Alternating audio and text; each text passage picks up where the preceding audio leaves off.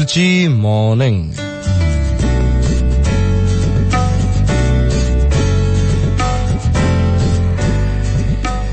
એક બહુ જ મોટા બિઝનેસમેન એ પોતાના પર્સનલ સ્ટાફની સાથે ચાર્ટર્ડ પ્લેનમાં ક્યાંક જઈ રહ્યા હતા.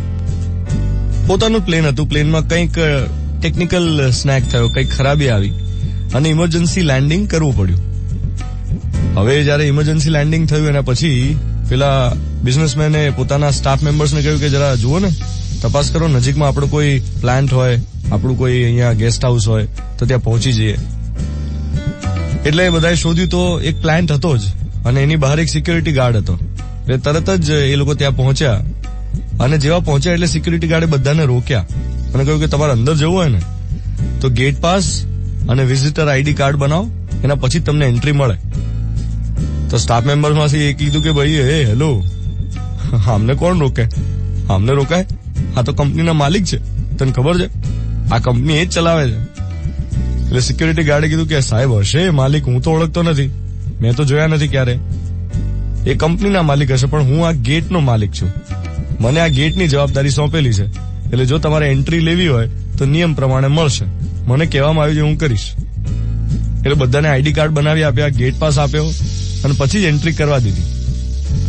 અંદર ગયા પછી પેલા બિઝનેસમેન જે હતા એમણે બધાને ભેગા કર્યા અને પેલા સિક્યુરિટી ગાર્ડને બોલાવીને એનું સન્માન કર્યું અને એમ કહ્યું કે જો બધા જ લોકો આ રીતે પોતાના કામની ઓનરશિપ પોતે લઈ લે ને તો કંપનીને આગળ વધતા કોઈ ન રોકી શકે. હવે આ વાતમાંથી મેસેજ શું મળે છે? એટલો જ કે કોઈ પણ પ્રોજેક્ટની, પ્રોડક્ટની સફળતા માટે જરૂરી હોય છે ઓનરશિપ. ટીમના દરેકે દરેક મેમ્બરની ઓનરશિપ. માન લો કે તમે કોઈ કંપનીમાં કામ કરતા હો, તમારી ટીમને ટાર્ગેટ આપવામાં આવ્યો હોય, અચીવ ન થઈ શક્યો હોય તો એની પાછળના કારણો શોધો ને. તો ટીમના અમુક મેમ્બર્સ સ્વાર્થી હશે, એમણે ઓનરશિપ નહીં લીધી હોય. જે ગોલ તમે નક્કી કર્યો હોય એ ગોલ સુધી પહોંચવાની ઓનરશિપ લેવી પડે, જવાબદારી લેવી પડે. હવે જેમ કે આ અલગ અલગ મોબાઈલ કંપનીઝ છે, એમના કેટલા બધા નવા ફોન્સ આવે છે. જો એપલનો નવો ફોન લોન્ચ થવાનો છે કે બીજી કંપનીઝના, તો માન લો કે એપલના એમ્પ્લોઈઝ એમ વિચારીને બેસી રહે કે આપણે તો હવે સારામાં સારી પ્રોડક્ટ બનાવી દીધી છે ને, હવે શું કઈ નવું કરવાની જરૂર છે. અને પછી એ નવા ફોનનો ટાર્ગેટ ના લે અને ઓનરશિપ ના લે તો એ નવો ફોન ના બને. વોટ્સએપમાં નવા નવા ફીચર્સ આવ્યા કરે છે, એ ફીચર્સ કોણ બનાવે? કોઈએ તો ઓનરશિપ લેવી પડે ને. હવે જરા બ્રોડર સેન્સમાં વાત કરીએ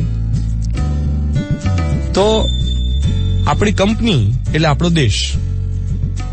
ધારો કે દેશ માટે સ્વચ્છતા અભિયાન જરૂરી છે તો એના માટે કઈ બહુ મોટું કરવાની જરૂર નથી. તમારે ખાલી ઓનરશિપ લેવાની કે હું ગમે ત્યાં કચરો નહીં નાખું અથવા તો હું ક્યાંય ટ્રાફિક નિયમ નહીં તોડું.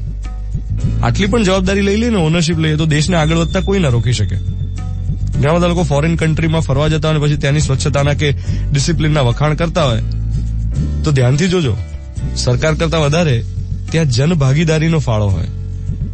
જેટલું ઇન્ફ્રાસ્ટ્રક્ચર મહત્વનું છે એટલું જ ઇન્ફ્રાસ્ટ્રક્ચરને મેન્ટેન કરવામાં એમાં જે પાર્ટનર્સ છે, સિટીઝન્સ, એનું ઇન્વોલ્વમેન્ટ પણ એટલું જ નેસેસરી છે. એમણે પણ ઓનરશિપ લેવી પડે, ખાલી વાતોના વડા ના થાય.